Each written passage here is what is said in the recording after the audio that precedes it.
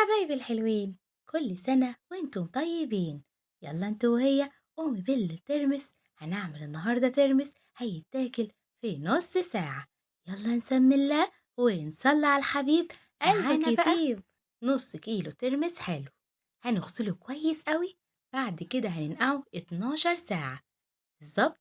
هنعمل كمان الحمص بالطريقة دي.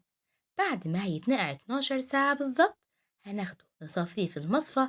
بس قبل ما يتنقع هنغسله كويس قوي. وبرضك بعد ما يتنقع هنصفي المية بتاعت النقع. وبعد كده هنقوم غسلين كل ترمس ومصفيينه من مية النقع ونغسله برضك ونشيل فيه أي حاجة. هنحط بقى المعلقة السحرية اللي هتخلي الترمس بتاعنا لونه جميل.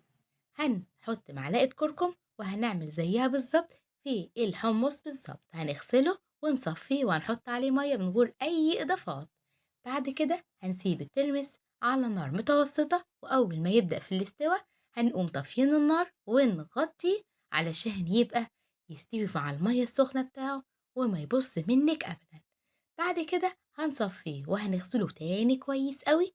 وهنحضر المحلول بتاعه، مية وملح. النص كيلو بياخد لتر ونص مية ومعلقتين ملح كبار. الربع كيلو الحمص هنغسله كويس قوي وهنتأكد ان هو استوى. بردك هناخد معلقة واحدة بس على الربع كيلو ملح علشان على الربع كيلو حمص.